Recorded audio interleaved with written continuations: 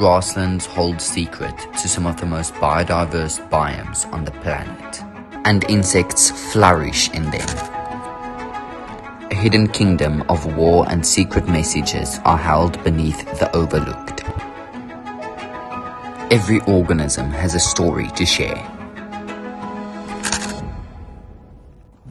That's why in this episode I'm gonna capture the story through my camera and show you how much you really miss in nature. Get ready, cause the journey doesn't stop here. This is part of my year-long macro photography series. So we arrived at this spot south of Johannesburg, about an hour's drive from my home, and today we are targeting some pretty awesome snakes and obviously orchids, which are famous in this area. Although I'm targeting snakes and orchids, insects are what I will photograph the most. It didn't take long and I already found a grasshopper on this poison bulb plant.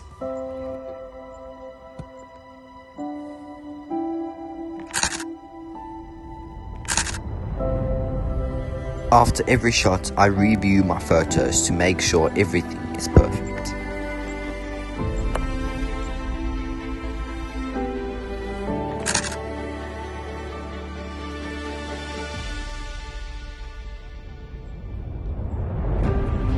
We often ignore the little things when out in the field.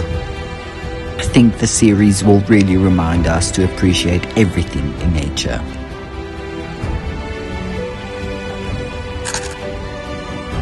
Especially the insects, no matter how big or small.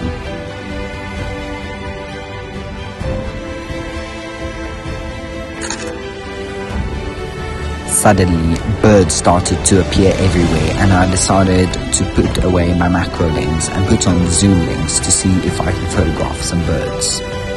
But I soon returned to macro photography. And this soon paid off because I started to find more and more fascinating creatures. Insects were everywhere and I had such a fun time photographing. Photographing insects are quite different to photographing birds or mammals.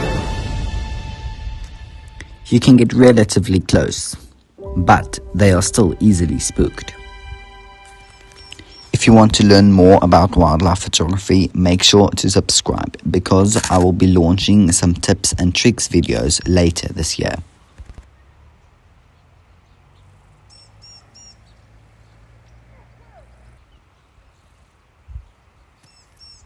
Okay, so we haven't had any luck with orchids today, but we found this gladiolus, which I'm going to use for macro photography. So I'm just going to step back because this is a 100mm macro. I'm going to turn it to the side and I'm going to use autofocus, manual focus, to get the perfect shot. The hours passed and the hours left became less and less. But little did I know that the most exciting stuff was yet to come.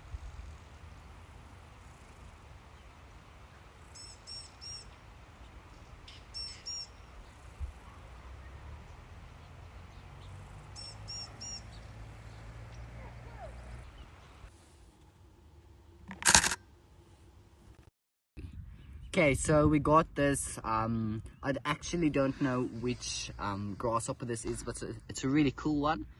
Just gonna hold it down here so you can see really gently, and I'm just gonna place it here.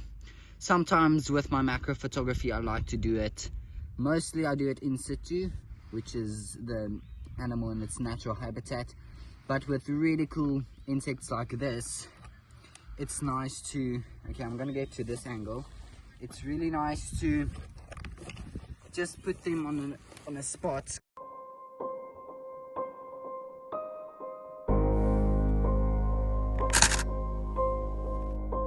I think we got pictures.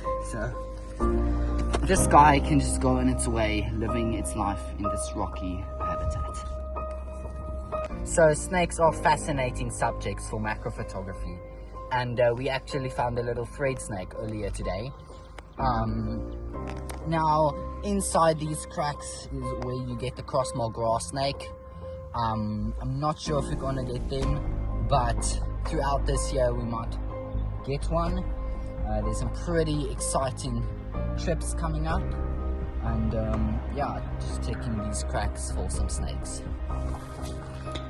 With the last hour of the trip and a big thunderstorm on the way, I made sure to make these last moments count.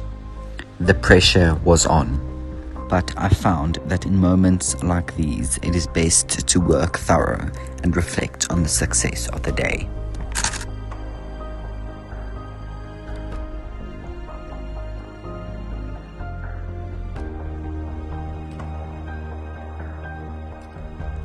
I started to feel water droplets fall on my shoulders, but the insects didn't seem to mind the water at all. In fact, I might have even seen more insect when it was raining compared to when it was not. This shows you how much there really still is to learn about the natural world.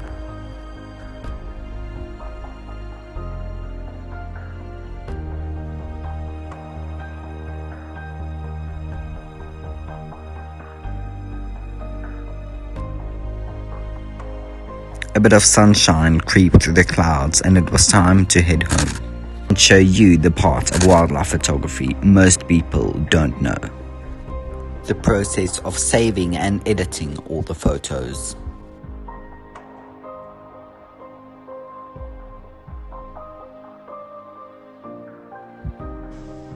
This is like a bit of behind the scenes. Processing all the beautiful photos that I took.